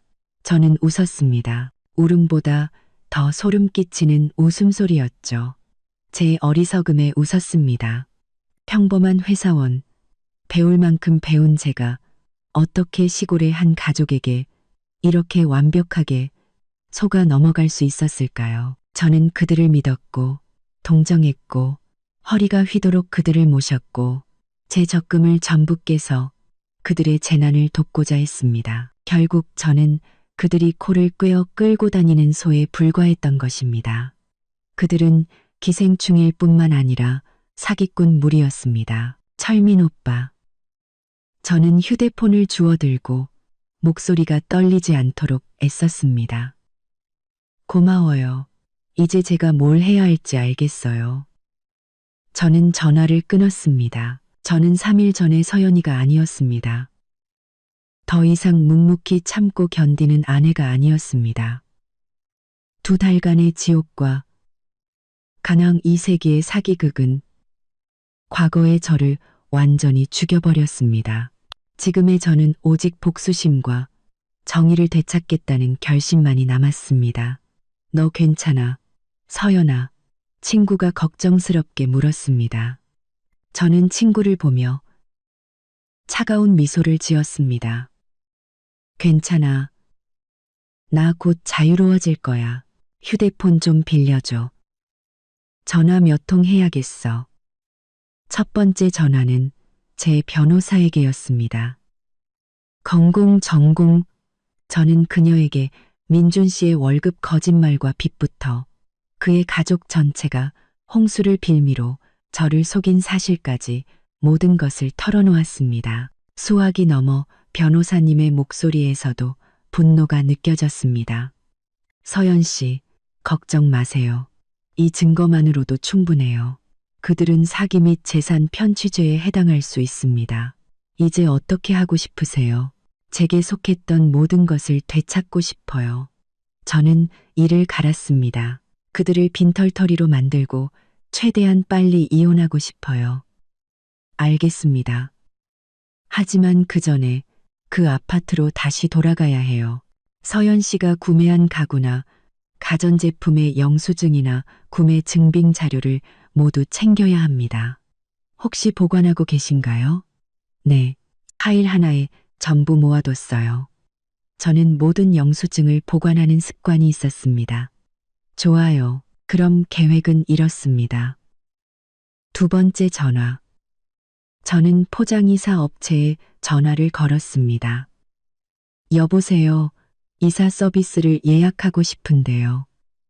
최대한 빨리요. 내일 아침 바로 가능한가요? 비용은 2배로 드릴게요. 내일 아침 저는 그 아파트로 돌아갈 것입니다. 실패한 아내의 모습이 아니라 자신의 모든 재산을 회수하러 온 채권자의 모습으로. 이 연극은 이제 막을 내릴 때가 되었습니다. 그리고 그 결말은 제가 쓸 것입니다. 다음 날 아침 정확히 8시 저는 아파트 문 앞에 섰습니다. 하지만 이번에는 혼자가 아니었죠. 제 옆에는 이사업체에서 온 건장한 남자 4명과 제 변호사인 한 변호사님이 함께였습니다. 저는 깊게 숨을 들이쉬고 열쇠를 꽂았습니다.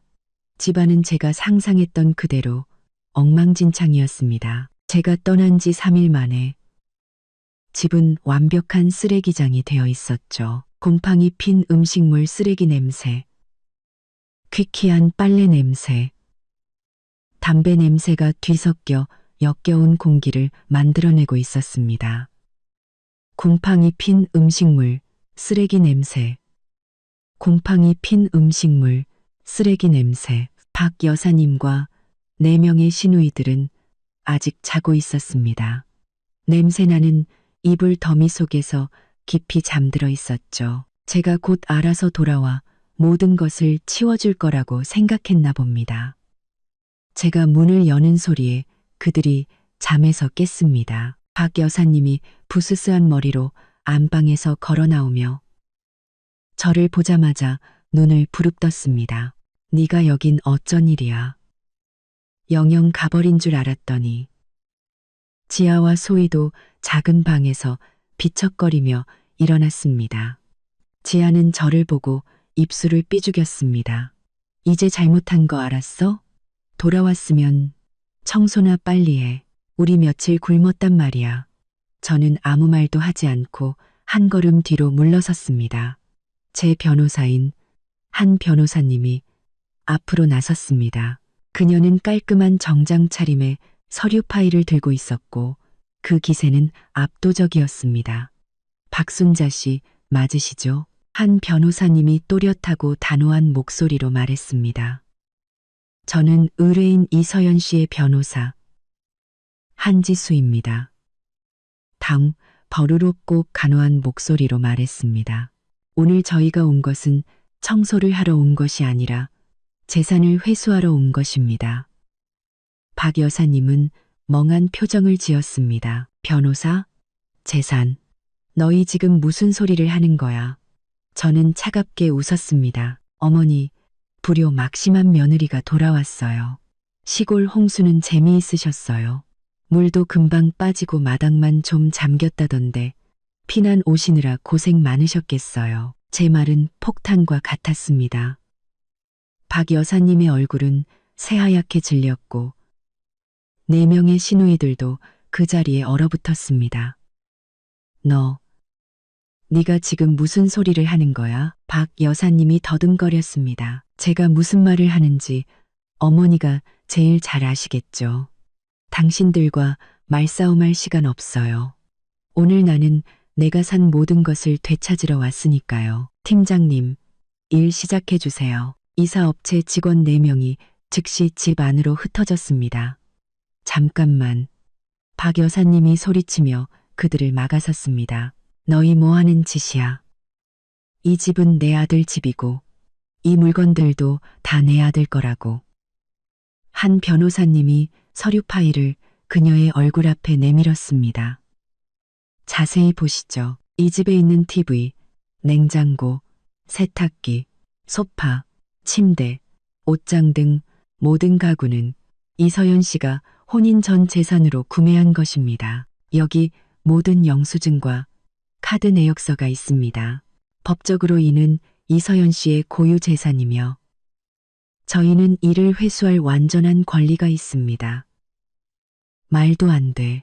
박 여사님이 소리쳤지만 이사업체 직원들은 신경 쓰지 않았습니다. 그들은 전문가였죠. 55인치, TV, 포장, 양문형 냉장고, 포장, 가죽 소파, 조심스럽게 포장. 4명의 시누이들은 그제야 상황을 파악했습니다. 그들은 달려나와 물건을 붙잡으려 애썼습니다. 안 돼요. 이거 내 컴퓨터란 말이야. 미나가 제 노트북에 손을 대는 직원을 보고 소리쳤습니다. 그거 새언니가 나 사준 거잖아. 제가 상기시켰습니다. 영수증 아직 여기 있어. 내 화장품. 지아는 제가 박살 난 화장품까지 전부 상자에 쓸어 담는 것을 보고 소리쳤습니다. 내 거야. 저는 짧게 대답했습니다. 아파트는 진짜 전쟁터가 되었습니다. 박 여사님은 바닥에 주저앉아 울고불고 욕을 하며 난리를 쳤습니다. 아이고, 며느리가 집에 와서 물건 훔쳐간다. 시어머니 팬다. 동네 사람들 와서 좀 봐요. 한 변호사님은 태연하게 녹음기를 켰습니다. 계속 욕하세요. 법정에서 무고죄 증거로 잘 쓰겠습니다. 박 여사님은 입을 다물었습니다. 민준 씨는 집에 없었습니다. 아마 제가 감히 아무것도 못할 거라고 생각했겠죠. 단 2시간 만에 18평짜리 아파트는 텅 비어버렸습니다. 정말 아무것도 남지 않았죠. 그들은 박 여사님이 자던 침대, 제가 산 그릇 세트, 제가 직접 단 커튼까지 모두 가져갔습니다. 저는 그들에게 제가 처음 이 집을 임대했을 때처럼 텅 빈 공간만을 남겨주었습니다.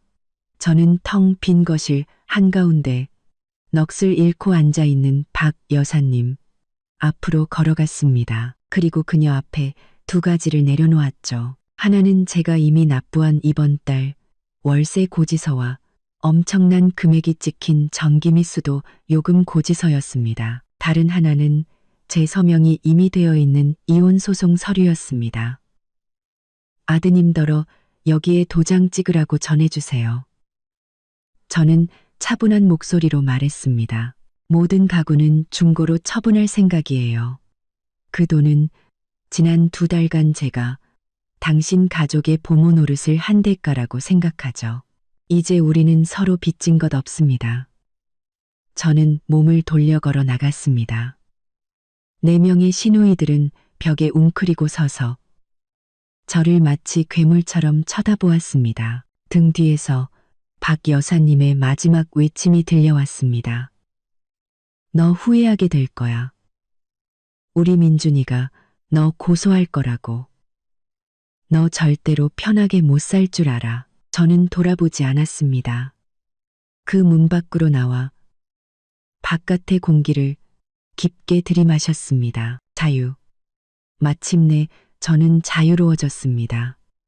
저는 평화를 찾을 줄 알았지만 착각이었습니다. 이틀 후 민준 씨가 제 회사까지 찾아왔습니다. 그는 전화도 없이 마치 살인자처럼 험악한 얼굴로 경비실을 뚫고 들어왔습니다. 그때 저는 부장님과 회의 중이었죠. 이서연, 너 당장 나와. 그가 회의실 문을 쾅쾅 두드리며 소리쳤고 동료들은 경악의 눈빛으로 저를 쳐다보았습니다. 부장님이 미간을 찌푸렸습니다. 이대리, 무슨 일이야? 저는 분노로 얼굴이 창백해졌지만 평정심을 유지하려 애썼습니다. 죄송합니다. 부장님, 전 남편입니다. 제가 바로 해결하고 오겠습니다. 제가 밖으로 나가자 민준 씨는 즉시 제 손목을 거칠게 붙잡았습니다. 너 이게 무슨 짓이야? 미쳤어? 살림 다 어디로 빼돌렸어? 너 우리 엄마랑 동생들 어떻게 살라고 이래? 저는 그의 손을 뿌리쳤습니다. 이거 놔. 여긴 회사야. 당신이 와서 난동 부릴 곳이 아니라고. 상관없어. 그가 소리쳤습니다. 당장 살림 다 원래대로 돌려놔. 그리고 감히 이혼? 내가 도장 찍을 것 같아? 똑똑히 들어. 너는 내 아내고 재산은 공동명의야. 이혼하면 전부 반으로 나눠야 한다고. 넌 한 푼도 못 건지는 건 물론이고 나한테 위자료까지 줘야 할걸. 나눠? 뭘 나눠? 저는 비웃었습니다. 당신 월급 250만 원을 나눠? 아니면 당신이 매달 빚내서 엄마한테 보내던 그 빚더미를 나눠? 당신이 제가 빚 이야기를 꺼내자 민준 씨의 얼굴색이 변했습니다. 너 헛소리 하지 마. 헛소리 할 시간 없어요. 제가 말했습니다. 이미 말했잖아요. 제 변호사가 당신이랑 얘기할 거라고. 무슨 변호사? 난 몰라. 민준 씨가 다시 제게 달려들어 저를 잡으려 했습니다. 멈추시죠.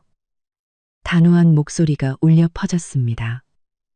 한 변호사님이 어느새 거기 서 있었습니다. 아마 제가 회의실을 나오면서 그녀에게 전화를 했던 모양입니다. 김민준 씨, 맞으시죠? 한 변호사님이 저를 막아서며 말했습니다. 말로 합시다. 손부터 쓰지 말고요. 방금 재산 얘기를 하셨죠? 좋습니다. 재산 얘기해보죠. 한 변호사님이 서류 가방을 열고 종이 뭉치를 꺼냈습니다. 재산이 공동명의라고 하셨죠? 맞습니다. 하지만 그건 혼인 후에 형성된 재산에 한해서입니다. 이 집의 모든 가구와 가전제품은 이서연 씨가 혼인 전 모아둔 돈으로 구매했습니다. 그건 혼인 구매했습니다. 여기 영수증과 증빙 자료가 있습니다. 이것은 고유 재산입니다. 나도 돈 보탰어. 민준 씨가 우겼습니다. 얼마나 보태셨죠? 한 변호사님이 다른 페이지를 넘겼습니다. 은행 기록에 따르면 매달 이서연 씨에게 250만 원을 주셨다고 하셨지만 지난 2달간 7식구의 생활비는 이서연 씨가 보관한 영수증에 따르면 500만 원에 육박합니다. 부족분은 모두 이서연 씨의 개인 저축으로 메꿨습니다. 김민준 씨는 돈을 보태기는커녕 오히려 이서연 씨에게 빚을 지고 있는 셈입니다. 민준 씨는 할 말을 잃었습니다. 그뿐만이 아닙니다. 한 변호사님이 말을 이었습니다. 법정에 가면 재산 분할을 요구하시겠다고요? 좋습니다. 그럼 저희는 법원에 이걸 제출할 겁니다. 그녀는 다른 서류 뭉치를 꺼냈습니다. 이것은 지난 6개월간 김민준 씨가 카드론, 현금 서비스 등 제2금융권에서 대출받은 내역 전체입니다. 원금과 이자를 합쳐 총 빚이 0만 원이 넘습니다. 이 돈은 이서연 씨에게 알리지 않았고 전부 본가에 송금하는 데 사용되었습니다. 민법에 따르면 이는 부부 공동생활 유지를 위한 채무가 아니라 개인적인 목적으로 발생시킨 특유 채무로 간주됩니다. 한 변호사님이 민준 씨의 눈을 똑바로 쳐다보았습니다. 법정에 가면 김민준 씨는 이서연 씨에게서 단 한 푼도 받아내지 못할 뿐만 아니라 이 모든 빚을 혼자서 갚아야 할 책임이 있습니다. 게다가 저희는 김민준 씨와 그 가족이 홍수를 빌미로 이서연 씨를 기망하여 재산을 편취했다는 증거도 가지고 있습니다. 이는 사기죄에 해당할 수 있습니다. 한번 해볼까요? 민준 씨는 마치 벼락이라도 맞은 듯 서 있었습니다. 그의 얼굴은 붉어졌다가 창백해졌다가 잿빛으로 변했습니다. 그는 저와 한 변호사님을 번갈아 보았고 이마에는 식은땀이 흘렀습니다. 그는 제가 이 모든 증거를 가지고 있을 거라고는 상상도 못했을 것입니다. 그는 한 걸음, 두 걸음 뒤로 물러섰습니다.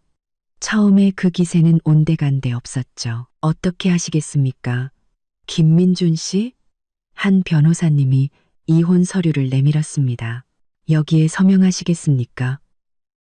아니면 법정에서 사기죄 혐의까지 추가해서 만나시겠습니까? 민준 씨는 부들부들 떨었습니다. 그는 증오와 두려움이 뒤섞인 눈으로 저를 쳐다보았습니다. 그는 한 변호사님의 손에서 펜을 낚아챘습니다. 그는 이를 악물고 종이가 찢어질 듯이 강하게 서명했습니다. 너 잘났다. 우리 가족이 너 가만 안 둘 거야. 그는 펜을 바닥에 던지고 마치 패배한 개처럼 제 회사 밖으로 뛰쳐나갔습니다.